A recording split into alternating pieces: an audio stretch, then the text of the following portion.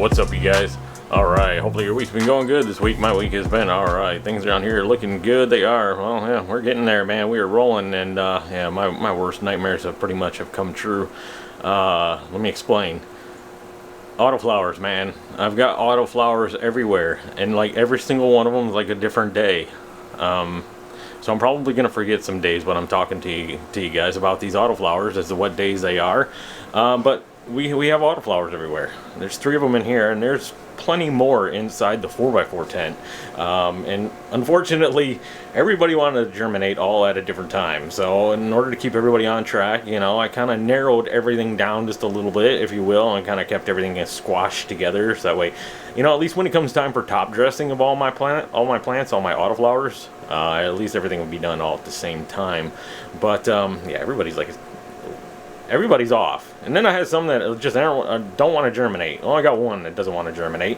But man, it's just like, I don't even know what's even happening right now. But I was kind of hoping, you know, I put everything down at the same time. I germinated everything at the same time. Seed in the paper towel method is how I did it this time around with all my autoflowers. And I just couldn't get them to go. They were just all like, some of them were in the paper towel for 4 days before they finally started to sprout taproots. I almost gave up on them. I almost threw them away and started new plants.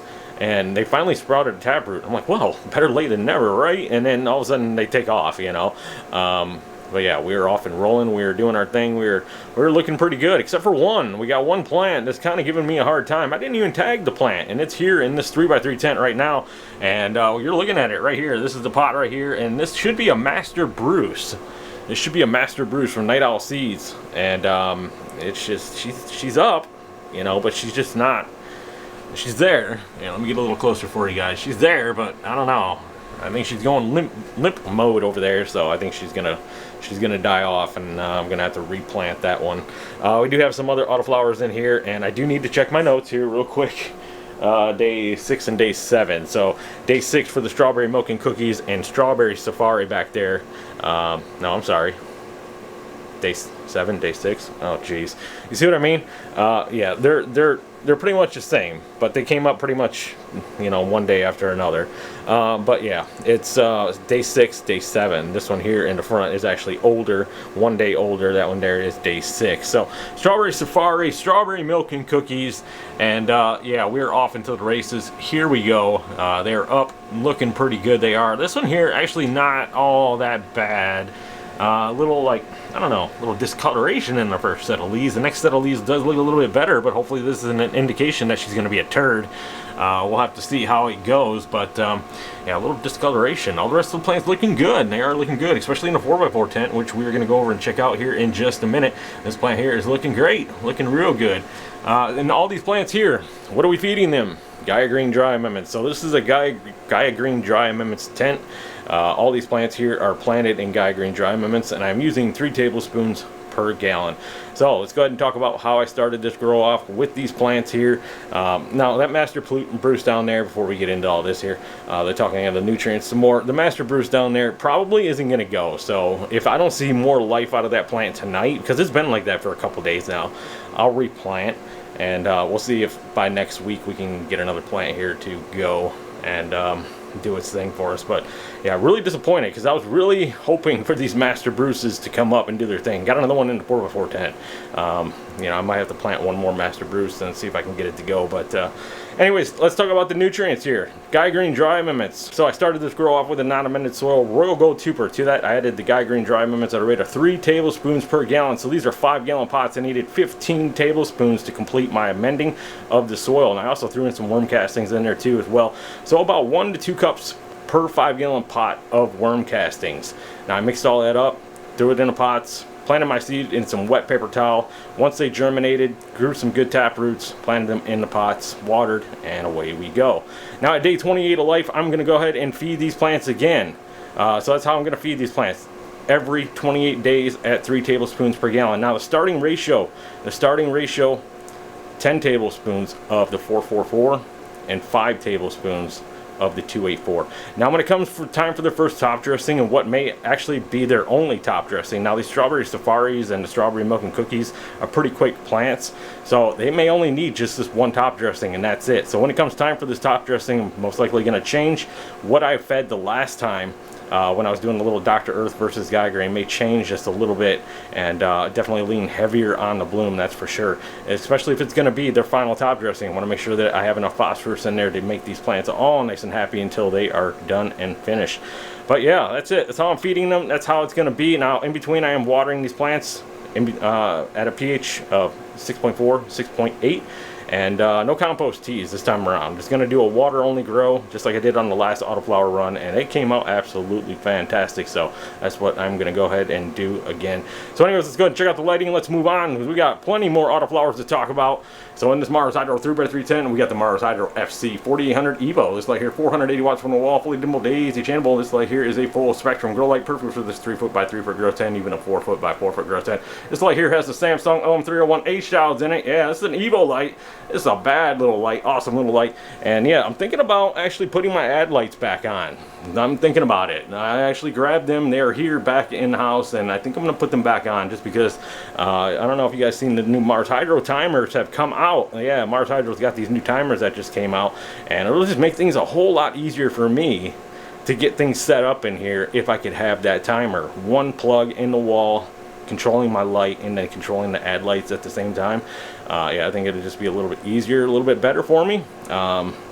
Anyway, so I'm thinking about hooking those back up, so I might get that going again probably within the next week or two before the plants get into flower here. Definitely want to get those installed before the plants get into flower, but another time we'll get into talking about all that stuff, and hopefully that'll come here shortly, and we'll get the ADLITEs here all hooked up and good to go. So anyways, let's go ahead and dive into the 4x4 tent. Let's check out what's going on here. Yeah, we got 5 Autoflowers in here, and you know me, I don't do 5 Autoflowers in my 4x4 tent, but I had an extra seed and I couldn't just leave it be, you know, and I surely couldn't fit it inside the 3x3 tent over here, that's for sure. That was not going to happen. So fill up the 4x4 tent. Why not? Let's run the risk of powdery mildew, because I say it every time I run 5 Autoflowers, I get hit with powdery mildew. But this is my good time of the year right now. This is my good time. We're getting into spring, we're getting into summer, temperatures, humidity levels, all easier to control. It's when we get into fall. It's when we get into fall and the temperatures really dip and things get out of control. Humidity spikes. We get really humid, nasty, wet days, you know.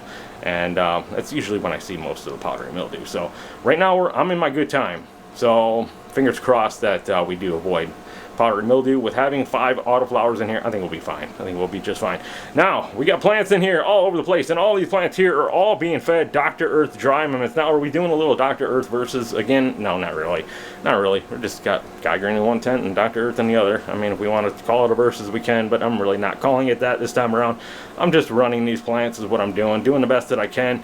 And these are all Net Owl seeds, and I am feeding them all Dr. Earth, and I am feeding them all my way. And I'm going to do the best that I possibly can with these plants here and get the best that I can possibly get out of these plants, because the ones that I just grew with the Dr. Earth on my last Autoflower run just completely blew my mind. Those plants are just absolutely fantastic. And some of them came out to be turds, okay? Yeah, don't get me wrong. 2 of them came out to be turds, but man, the other 2, wow, just absolutely amazing. And I really want to see if I can do this again, and I'm going to run it hard. I'm going to run it good. Dr. Earth, man, you guys know how I do it, and I do Dr. Earth well with my Autoflowers, and that's what they are all in, including the one inside the 3-gallon pot. Yeah, anyways, let's go ahead and talk about the strains, and then we're going to talk about the mix. So let's get it started over here with our purple strawberry popsicle. That one's tough to say for me, I don't know why. Queen's Banner, 91 grapes. Master Bruce, day 1. It's there. It's there. Can you see the green? It's there. Little baby day 1. Yeah, it's day 1 down there. And Strawberry Safari. Got another Strawberry Safari in here. And the days on these plants are all over the place. Excuse me for a minute as I grab my notes again. Oh, geez. Day 4, day 5, something like that. Day 4, day 5. Yeah, it's like day Strawberry Safari, I think I forgot to write that one down. It's like day 3 for Strawberry Safari. It's like day 5. We're just going to call it day 5 for the rest of the plants over here. But see what I mean? Everybody came up at the wrong time, or at different times. And this is, I hate it. I'm going to say it again. I hate it. I hate it when they all come up at different times and then, you know, I could just narrow it all down and just say, you know, everybody's day 5 and then feed everybody at the same time. I could do that. It would probably be fine. But at the same time, I like to have it exact. So I'm going to struggle with this. I should probably get sticky notes and just sticky note each and every one of them before I start my video, just so I can go, yeah, this one's this and this one's that, and I ain't got to worry about, you know, okay. Probably make it easier for myself. Anyway, so little strawberry safari down there, yeah, in a 3-gallon pot. Now, all these plants here, Dr. Earth dry amendments, and yeah, all the 5-gallon pots, Dr. Earth dry amendments, 3-gallon pots, Dr. Earth dry amendments. So how did I start this grow off? So I started this grow off with a non-amended soil the exact same way I did the other tent over there. Royal Gold Tuber. To that, I added the Dr. Earth dry amendments at a rate of 2 tablespoons per gallon. Now my starting ratio, 4:4. That's what works best, man, every single time. Runs every single autoflower I put through my tents, doesn't matter what strain it is. 4:4 does it great every single time. 4 tablespoons of the veg, 2 tablespoons of the all-purpose, 4 tablespoons of the bloom. To that, I also add in some worm castings, about 1 to 2 cups of worm castings per 5-gallon pot. You know, honestly, I never measure it out. I just toss it on in there. Mix up the pots, drop my seeds, and away we go. Now at day 21 of life, it's time for their first feeding. So with Dr. Earth dry amendments, you want to make sure you feed every 21 days, no later than 28 days, at a rate of 2 tablespoons per gallon. So their first top dressing is going to be the exact same thing I amended the soil with, the 4:4. So at day 21 of life, I'm just going to hit it with it again. Just top dress that in, a little bit more worm castings, and make sure that I'm watering whenever needed. 6.4 to 6.8. Now it's sometimes best to stay on the higher side with the Dr. Earth. For the longest time, I've ran 6.8, 6.9. I locked my pH in right there at that. And I ran with that for years. Lately, I've been going back to the 6.4, 6.8, just because it's a lot easier to water my other plants over here, my Guy Green plants.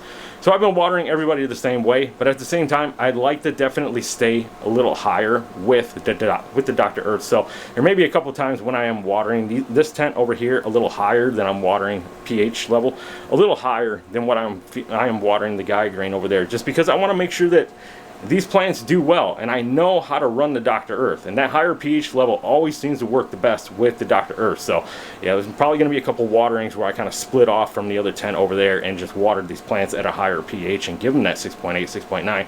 But on my last run, don't get me wrong, on my last run, I went the entire autoflower run, watered 6.4 to 6.8, and I had no problems, seeing no deficiencies, no problems. And that's how it is sometimes, but I can't say that's how it is all the time with all autoflowers. There's just been some autoflowers that have come through that when I'm watering at that lower pH, they just always have deficiencies, they always have problems, and it always seemed to work best if I locked it in at a higher pH, 6.8, 6.9 throughout the entire run and never changed it.